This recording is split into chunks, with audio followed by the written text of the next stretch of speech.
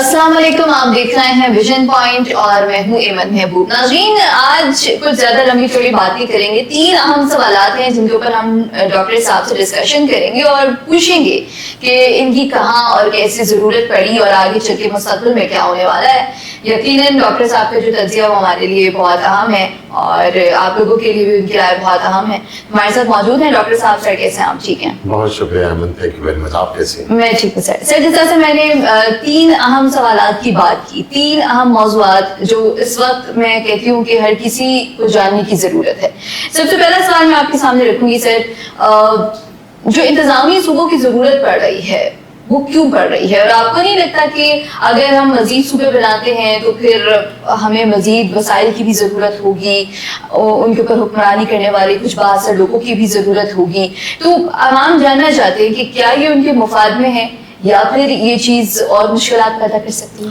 Thank you very much Aiman, بہت شکریہ. میں آپ کو ایک ہسٹوریکل پرسپیکٹو میں بات بتانا چاہتا ہوں کہ پاکستان کی جو کریشن ہے وہ ایک خاص ایونٹ کے بعد سے اس نے مومنٹم پکڑا تھا. وہ 1905 تھا جب بنگال کو 2 حصوں میں تقسیم کیا تھا تاج برطانیہ، اور اس کے نتیجے میں شملہ ڈیپوٹیشن لانگ ہسٹری پہ اس کے نتیجے میں مسلم لیگ بنی تھی.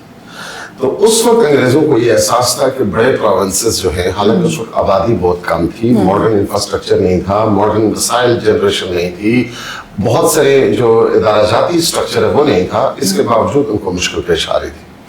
تو آج جس دنیا میں ہم رہ رہے ہیں وہاں پہ جو اسٹرکچرل ایڈمنسٹریٹو اسٹرکچر ہے وہ بہت پھیل گیا ہے، بہت سارے ڈپارٹمنٹس آ گئے ہیں، بہت ساری باریکیاں ہیں، بہت ساری چیزیں.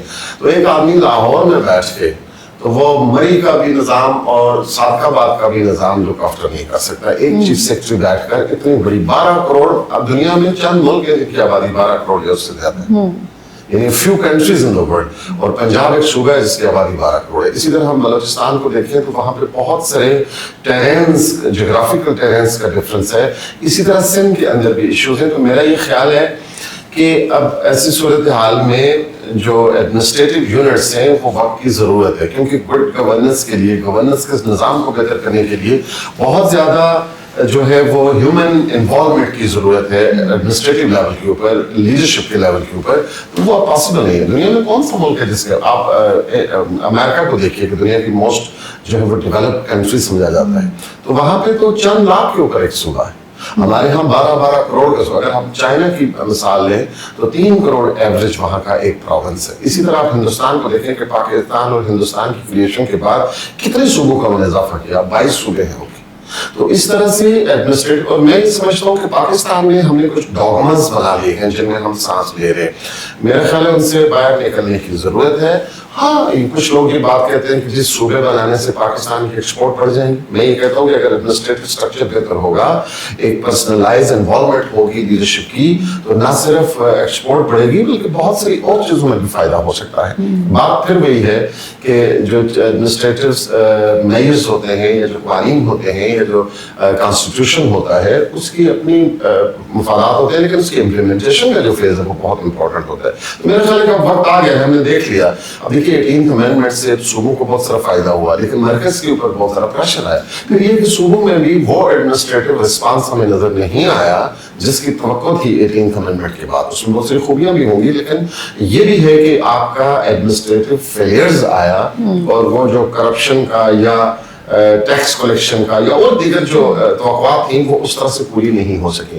تو میرا خیال ہے کہ اب آبادی پاکستان کی بہت بڑھ گئی ہے. پاکستان جب بنا تھا تو جو آپ کا ملک ہے ویسٹ پاکستان کی 4 کروڑ سے کم آبادی تھی، آج 26 کروڑ کے قریب پہنچ گئی. یہ بھی ہماری اسٹیمیشن ہے، اس سے زیادہ ہو سکتی ہے. تو میرا خیال ہے کہ اس کو ایڈمنسٹریٹو یونٹس کو بڑا کرنے میں کوئی حرج نہیں ہے. کسی کو اگر ایتھنک بنیادوں کے اوپر پرابلم ہو سکتی ہے کسی کو، یعنی لسانی بنیادوں پر یا نسلی بنیادوں پر، تو آپ اس کو ایڈمنسٹریٹو یونٹس میں لے کے آئیں. آپ اس کو نسلی بنیاد پر تقسیم نہ کریں، آپ اس کو ایڈمنسٹریٹو بنیاد پر تقسیم کریں، یعنی انتظامی طور پر تقسیم کریں. مثال کے طور پر یہ کہا جاتا ہے کہ پنجاب سندھ جو ہے اس میں سندھی رہتے ہیں، خیبر پختونخوا میں پشتون رہتے ہیں، بلوچستان میں بلوچ رہتے ہیں اور پنجاب میں پنجابی رہتے ہیں. یہ بات صحیح نہیں ہے. खैबर पख्तूनख्वा के अंदर पश्तून भी रहते हैं, वहाँ हज़ारा भी रहते हैं, इनको स्पीकिंग भी रहते हैं, और बहुत सारी एथनिसिटीज रहती हैं। इसी तरह पंजाब के अंदर तो मल्टीपल एथनिसिटी है, और के लोगों का और कल्चर है, पहाड़ के लोगों का और कल्चर है, सराय के इलाकों का और। तो मेरा ख्याल है कि कल्चरल डिवीजन के बजाय इसको एडमिनिस्ट्रेटिवली अगर तकसीम किया जाए और उनके नाम भी एडमिनिस्ट्रेटिव यूनिट्स की बुनियाद पर हो तो कोई एथनिक प्रॉब्लम ही नहीं। सर जिस तरह से हमने देखा कश्मीर में जो है वो पहला मरहला इलेक्शंस का बहुत खुश उसलूबी के साथ, और जिस तरह से अवाम ने जो है उसमें हिस्सा लिया, वोटर टर्नआउट बहुत बेहतर रहा। दूसरा मरहला होने जा रहा है 2 अगस्त को, उसको कैसे देख रहे हैं? जी बिल्कुल, मैं इसको खुशाइन इसलिए कहूँगा जो आपने कहा कि पहला मरहला सक्सेसफुली जो है वो उसका इनकाद हुआ, वो इसलिए कि बहुत सारे ऐसे जो है वो स्पेक्ट्रम क्रिएट किए गए थे, खदशात क्रिएट किए गए थे, ऐसा एक जो है वो माहौल बनाया गया था कि पता नहीं क्या हो जाएगा और इलेक्शन कमेटी क्या कर देगी, वो जो जॉइंट इलेक्शन कमेटी है कालादम।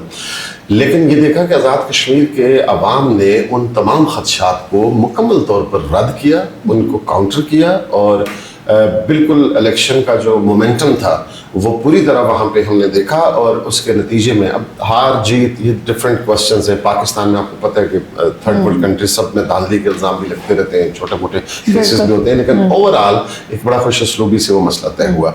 और मैं ये समझता हूँ कि ये जो मरला वार करवाने का बनाया गया था, उसकी वजह यही थी कि एक मखसूस इलाके में जहाँ पे कोई खदशात कम है वहाँ पे इलेक्शन करवा के तो ये एक माहौल बनाया जाए, तो बड़ा सक्सेसफुल वो हुआ।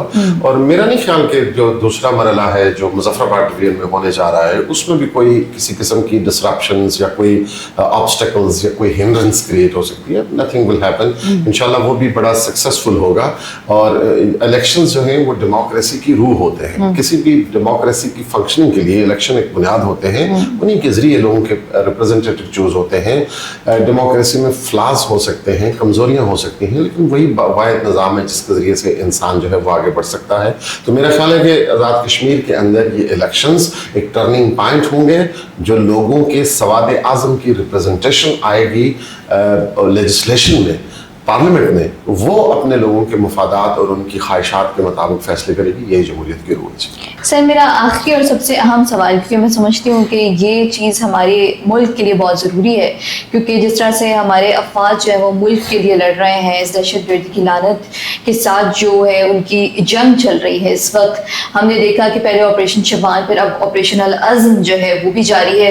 तो आप कैसे देख रहे हैं हमारी इस जवानों की इस कुर्बानी को, जो दहशतगर्दी को मुकम्मल तौर पर बलूचिस्तान से निकालने में लगे हुए? जी बिल्कुल, बहुत बड़ी माइटी कुर्बानी है, बहुत काबिल इज़्ज़त वो कुर्बानियाँ हैं उनकी। और तसलसल से बलूचिस्तान के अंदर जो फ़ॉरेन एजेंडा है, जो फ़ॉरेन इन्वॉल्वमेंट है, जो हिंदुस्तान का वहाँ पे शरंगेज़ी है और उनकी स्पॉन्सरशिप है, उसके ख़िलाफ़ बलूचिस्तान के निहत्ते लोगों को बचाने के लिए, पाकिस्तान के अमन को कायम करने के लिए, मुल्क की सरहदों का दिफा करने के लिए, और सरहदों के अंदर जो इन्फिल्ट्रेशन है या जो फ़ॉरेन फंडेड एलिमेंट्स हैं जो मुल्क के अंदर से उसके ऊपर हमला आवर हैं, उनको ख़त्म करने के लिए मेरा ख्याल है कि ये बड़ी नोबल कुर्बानियाँ हैं और ये कंटिन्यू रही हैं। और इंशाअल्लाह वो वक्त दूर नहीं है कि जब पाकिस्तान इन तमाम फितनों से महफूज होगा, एक खुशहाल, तरक्की याफ्ता और progressive Pakistan, forward looking Pakistan हम देखेंगे।